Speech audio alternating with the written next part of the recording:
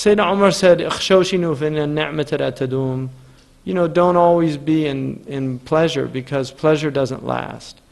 He also said tama'dadu, which means be like Ma'ad. Ma'ad ibn Adnan, so now you know Ma'ad. Ma'ad ibn Adnan was a zahid. He used to walk barefoot.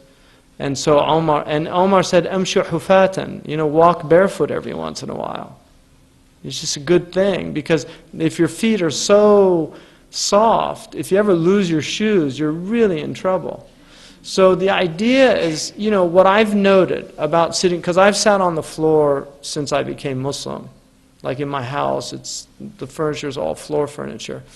And what I've noticed is, as I've gotten older, the people I know that don't sit on the floor can't sit on the floor anymore.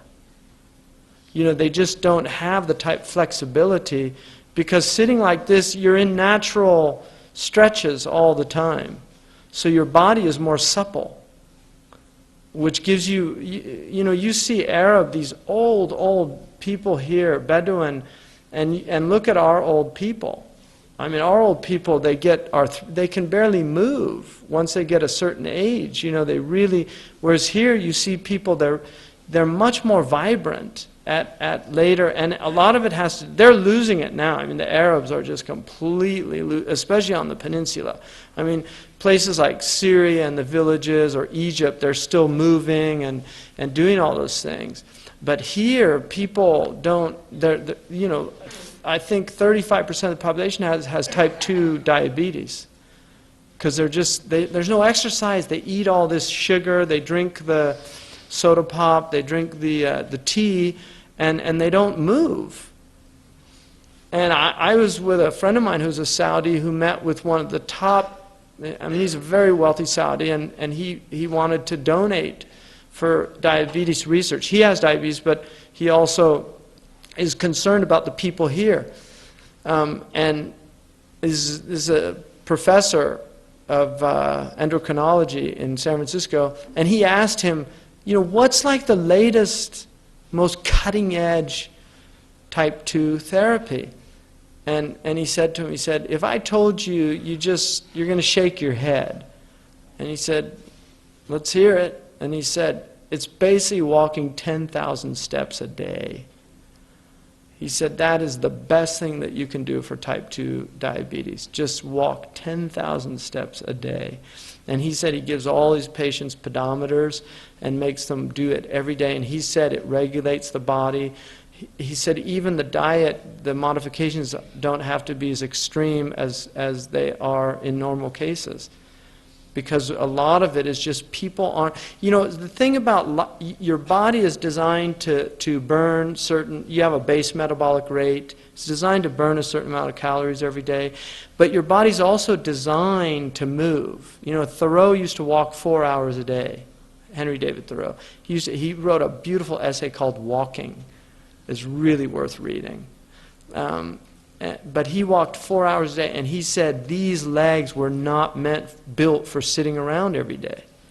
You know, just if you look at the legs, you know, legs are built, and if you look at the way your body's been designed, it's just an amazing thing that God's given us, these bodies. I mean, I was thinking this morning, because I was trying to get the wrapper off the soap, and I was just thinking, what a blessing the fingernails are. Because if you didn't have fingernails, you couldn't do stuff like that. You know, you'd be sitting there all day trying to get that stupid wrapper off the soap. But Allah gave you fingernails to do things. It's just, you know, the body is so beautifully designed. And so to honor the body, you know, to take care of the body, the Prophet ﷺ exercised. They said that he died and he had no stomach. He did not have a stomach. Then they mentioned that.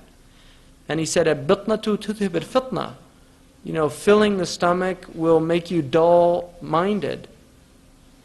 You know, overeating. So you need a certain amount of calories. I mean, the women are designed to have more weight than men. So it's not, you don't want these modern, you know, Jane Fonda type people that, you know, exercise to where they lose all their body fat and things. It's unhealthy for women to do that. But you know, it's important just to remember that the body has a right you know, walking, doing those things. It's good for the body. You should try to do something every day, you know, for your health, and also just because this is your, you know, this is the faras. I mean, this is the vehicle that Allah has given you to take you on this journey to Allah. It's the body. It's a vehicle. And the you know, the Qawm say it's like the nafs is like it's like a horse, and the ruh is the rider, you know, and the reins is the sharia, the constraints that Allah has put on you. But if you don't treat the horse well, you can't make the journey. You can either burn yourself out too much, or you get so lazy that you don't have the ability to make the journey. It's one way or the other, because some people go that extreme. Sheikh Abdullah bin Bayya told me, you know, sleep. Don't abuse your body, you know, sleep. And he said that he really harmed his health, because for years he did not sleep. He slept very little.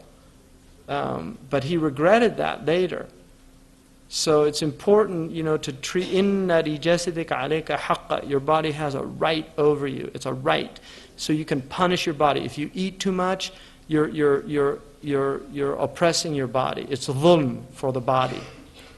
You know, I mean, you can have these things every once in a while, but if you're eating like desserts every day, you know, really, you're really not doing, I mean, it's nafs, that's all it is. It's pure nafs, because it's good, but you're not thinking about the ma'alat. That's all. You're not thinking about long term. So, you know, enjoy things within limitations.